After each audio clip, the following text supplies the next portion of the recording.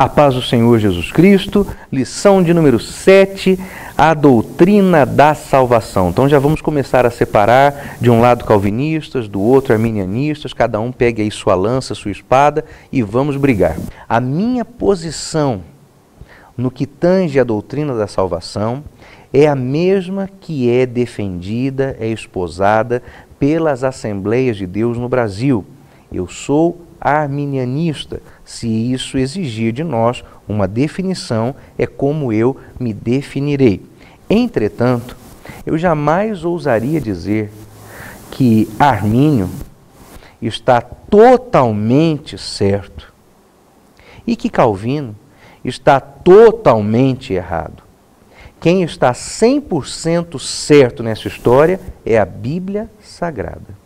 Também não quero que você pense que a teologia de Armínio é diametralmente oposta à de Calvino. Não é não. Na verdade, elas têm mais pontos de contato do que discordâncias. O que nós podemos dizer a respeito de todo esse debate entre arminianismo e calvinismo é que o problema todo está não em Armínio, não em Calvino, mas nos seguidores de ambos. Por isso, muito cuidado, menos paixões agora, e um pouco mais de amor é aquilo que precisamos para estudar esse assunto. Num breve retrospecto histórico, que eu irei soltar pontualmente no transcorrer da lição 7 e da lição de número 8, eu quero começar chamando a sua atenção para o seguinte. Quando falamos sobre o debate entre calvinismo e arminianismo, estamos nos referindo a uma discussão histórica de aproximadamente 500 anos, entre a mecânica, o mecanismo pelo qual a salvação é operada para benefício dos homens, de acordo com a graça e a misericórdia de Deus. A visão de Calvino é uma, a visão de Armínio é outra. Os seguidores de Calvino, os calvinistas, agem de maneira ainda diferente da de próprio Calvino. E os seguidores de Armínio, que são chamados de remonstrantes, têm algumas posições ainda mais radicais que a do próprio Armínio. Nós não vamos entrar em detalhes tais durante essa aula, porque não haveria tempo para isso. Mas na medida do que me for possível, segundo o desenvolvimento da lição, alguns dados históricos eu quero poder acrescentar, sim, para o seu desenvolvimento. Mas comecemos então com a matéria da aula de hoje, Soteriologia, a doutrina da salvação.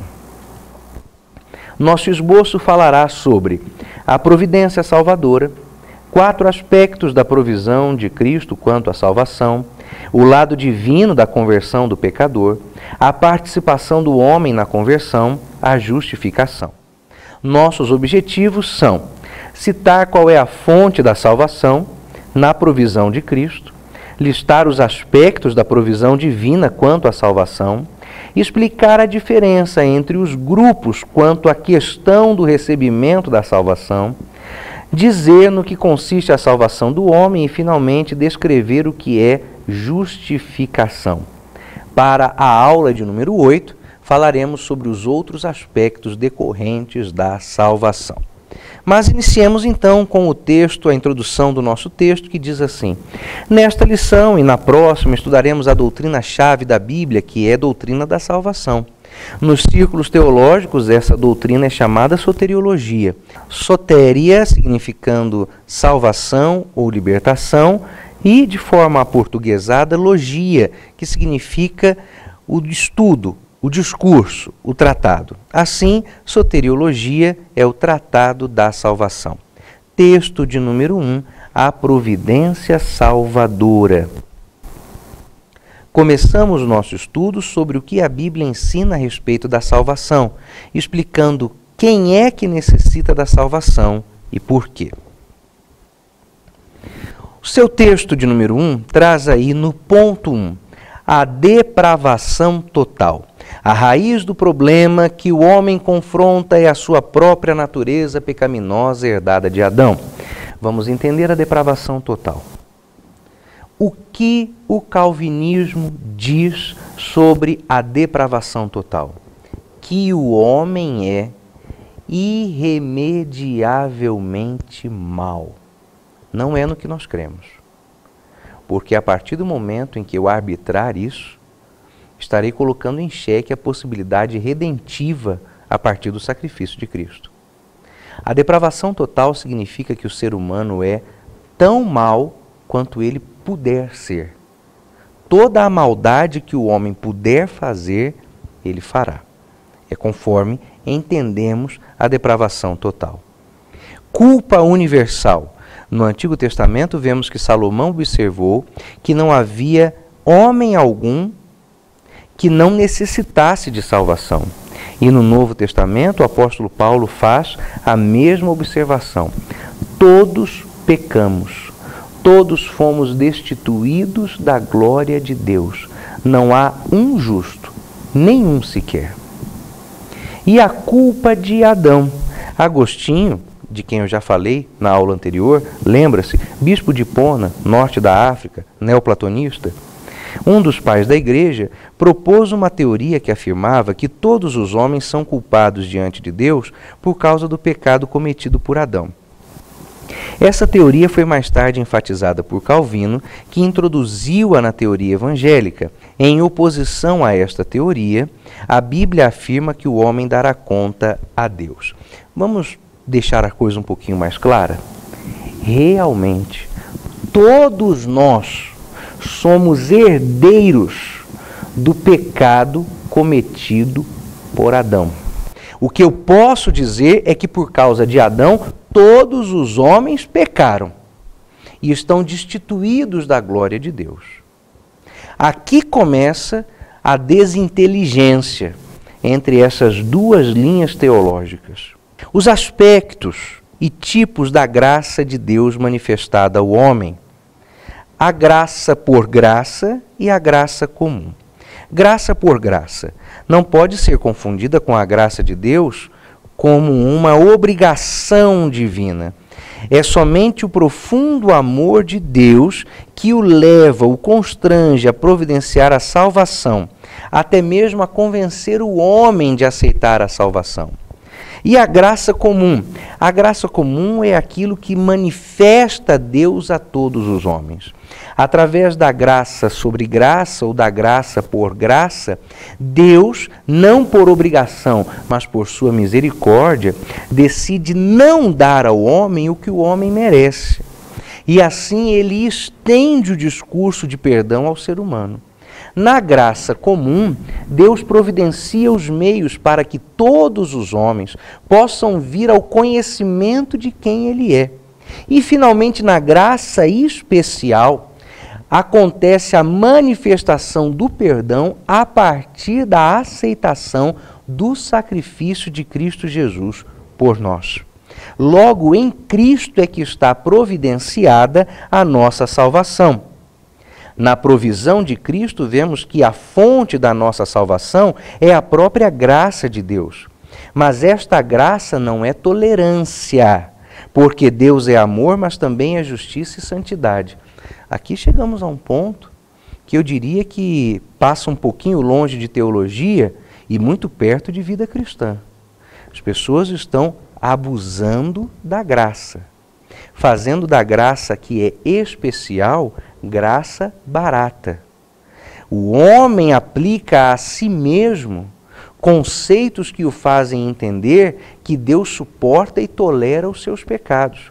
Preste atenção nas coisas que nós temos cantado nas nossas igrejas. Hinos que falam, por exemplo, que o pecado não conseguiu esconder a imagem de Jesus que está em você. Você é raridade, você é mais raro que o puro ouro de Ofir. O que é isso? Senão um discurso de tolerância ao pecado. Hinos que dizem que não importa o que você faz, o que você fez, a maneira como você age, Jesus te conhece, está tudo bem? Que tipo de porcaria nova era é essa que nós temos pregado na nossa igreja? Sim, porque se cantamos, cantamos porque alguém tem pregado esse lixo. A graça é especial, ela não é barata.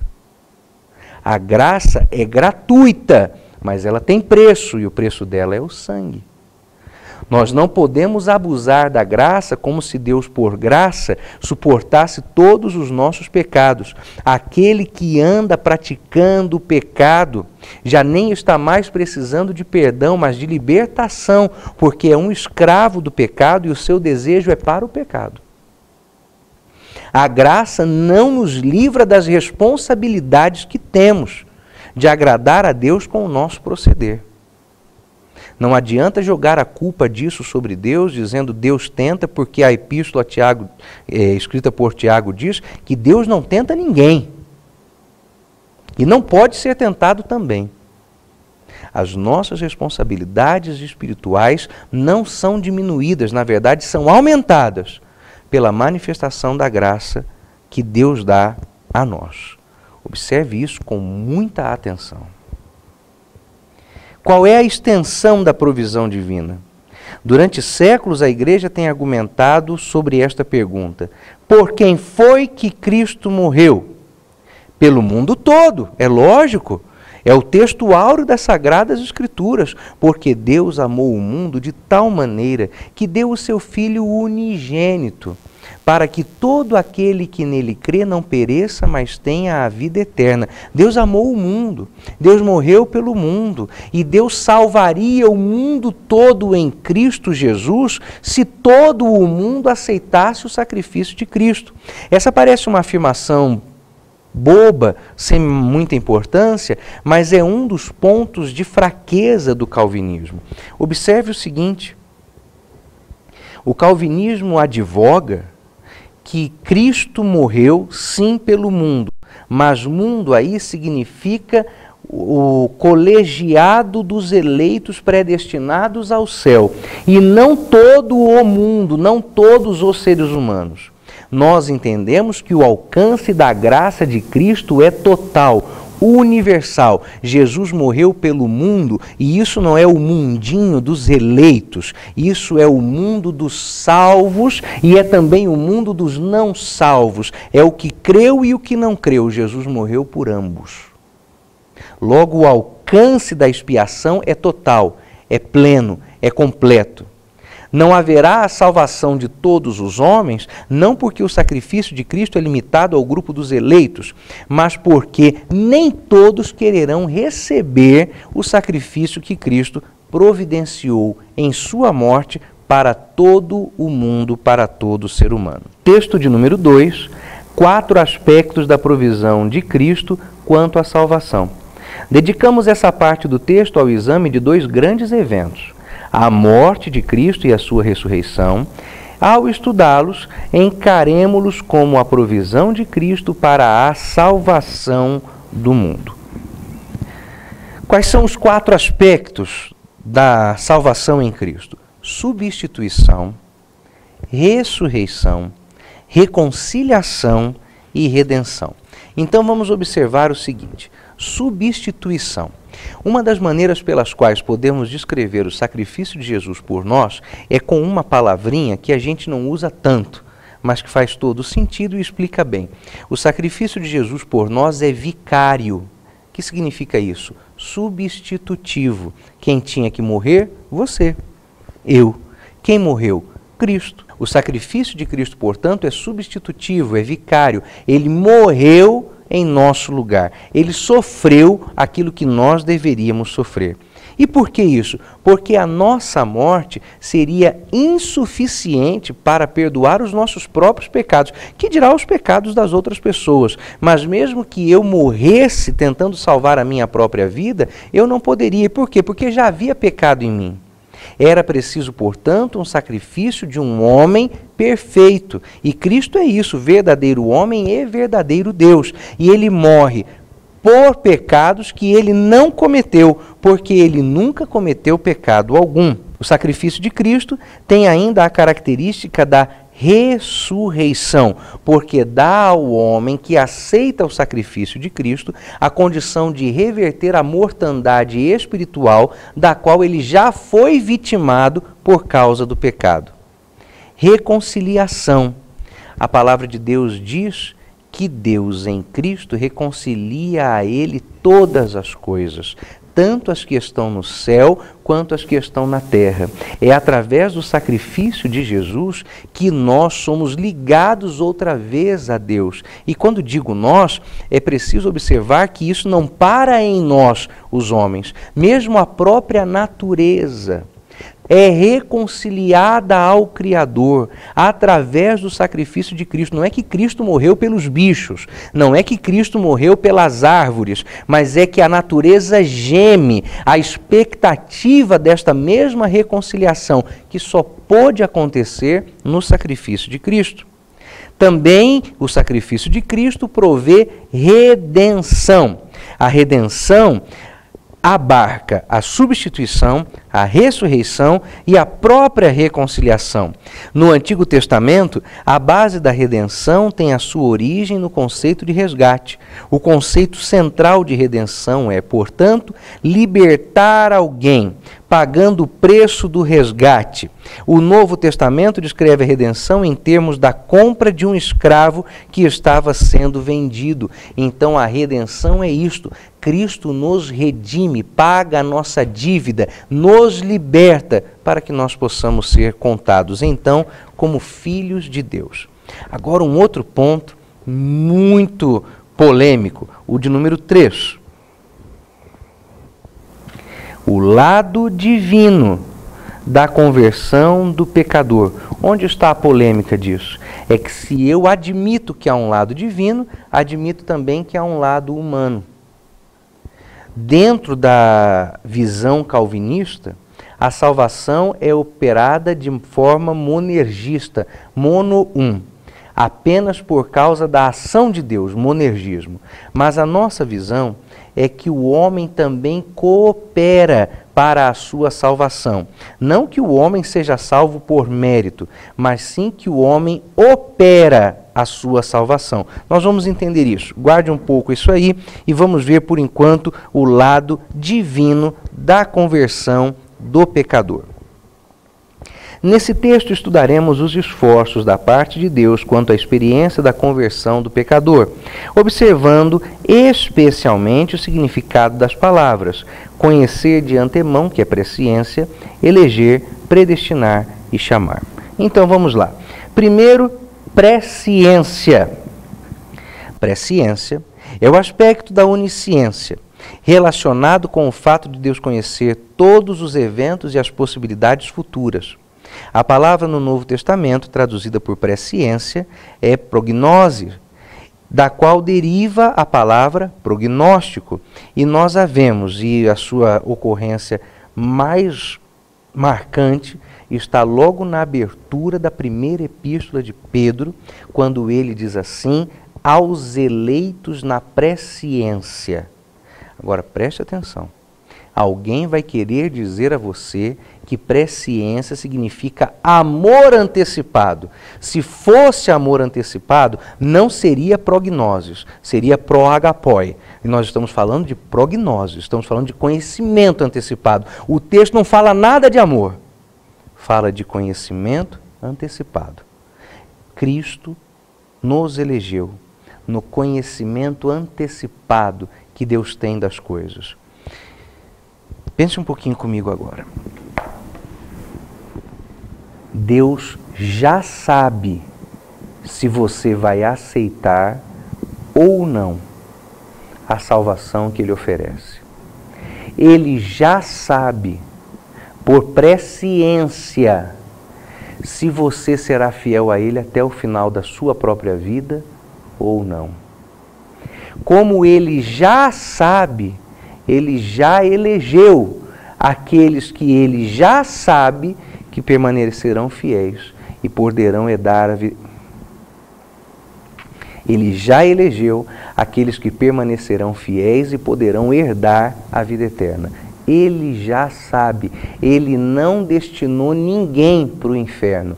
Ele sabe quem quererá ir para o céu e quem escolherá ir para o inferno. É isso que nos está sendo falado por presciência. E quando nós falamos a respeito de eleição, não passa a ideia de que Deus escolheu uns?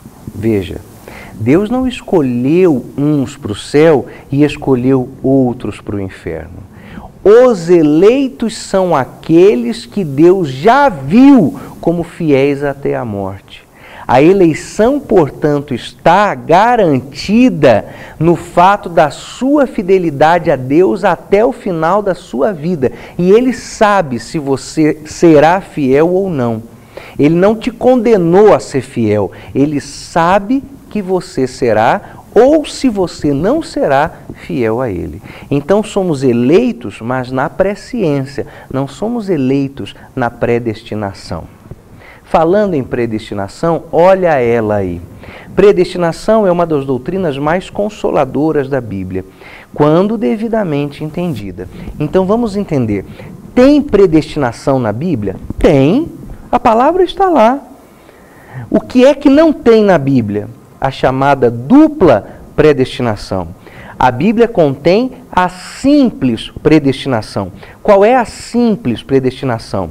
Quando Deus criou o ser humano, Deus não criou o ser humano para o pecado. Deus não criou o ser humano para morrer. Deus não criou o ser humano para ir para o inferno. O inferno não foi criado por causa do ser humano. O inferno existe para os diabos, para os demônios, para os anjos caídos. Mas o ser humano que escolher o pecado será enviado para a condenação eterna. Então a Bíblia contém simples predestinação. O homem foi predestinado à vida eterna, predestinado à comunhão com Deus, predestinado a relacionamento íntimo e espiritual com o seu Criador. É só essa predestinação que tem na Bíblia. Na cabeça dos calvinistas, existe a dupla predestinação, em que uma parte dos seres humanos seria destinada ao céu e outra destinada ao inferno. Agora vamos pensar na falta de lógica desse negócio. Que se Deus me criou para eu ir para o inferno, então eu vou para o inferno em obediência ao decreto divino. Então eu não sou pecador, eu sou obediente. É um contrassenso, é uma loucura. É um pensamento ilógico, para não dizer o mínimo, que ele é antibíblico. Então o ser humano foi criado por Deus para a simples predestinação. Nós fomos criados para o céu, não para a dupla predestinação. Uma parte de nós para o céu e outra parte de nós para o inferno. Texto de número 4, a participação do homem na conversão. Salvação é a obra de Deus para o homem, não obra do homem para Deus. Como nós já vimos, o homem é completamente incapaz de agradar a Deus por si próprio, pois leva sobre si a sentença da morte espiritual. Deus tomou a iniciativa da redenção, efetuando a provisão para a salvação pela morte e a ressurreição de seu Filho. Neste texto estudaremos o significado de conversão, arrependimento e fé. O homem participa na sua salvação? Participa. Nós somos sinergistas. Nós cremos que Deus provê a salvação e o homem aceita a salvação. Por isso o apóstolo Paulo diz assim: operai a vossa salvação. Não quer dizer que o homem se salve, e nem que as obras do homem sejam bastantes, sejam suficientes para salvá-lo, mas sim que o homem opera, como Paulo diz, a palavra é de Paulo, não é minha, operai a vossa salvação. Como isso? A partir de como consideramos o que Cristo está oferecendo. No texto de número 4, logo no final do primeiro parágrafo, existem 3 palavrinhas que têm a ver com como o homem coopera com a salvação. Só que elas estão aí no livro na ordem inversa. Não é conversão, arrependimento e fé. É o contrário. É fé, arrependimento e conversão. Eu tenho fé para me arrepender. E o arrependimento leva à conversão. O que é esta fé? Quando a gente está na igreja e faz o apelo e diz ao pecador: vem à frente aceitar Jesus. Porque é isso que a gente tem que dizer. Vem aceitar Jesus. Pela fé, o elemento dirige-se ao púlpito para aceitar o sacrifício de Jesus por ele. Se você começar a dizer na hora assim: venha se arrepender dos seus pecados, é difícil que alguém vá. Porque até aquele momento a pessoa ainda não está compreendendo sequer o que é pecado. O plano da salvação começa com a fé. Você precisa aceitar o que Cristo oferece. Mediante isso, você começa a entender o que Cristo está oferecendo. Está oferecendo vida, porque morreu no meu lugar. Por que morreu no meu lugar? Porque quem tinha que morrer era eu. E por que eu tinha que morrer? Porque eu tinha pecados. Se eu tinha pecados e agora aceito que Cristo morra em meu lugar, o que me leva então à próxima etapa é arrepender-me dos pecados que lançaram Cristo na cruz. E se eu me arrependo deles, eu me converto dos meus maus caminhos.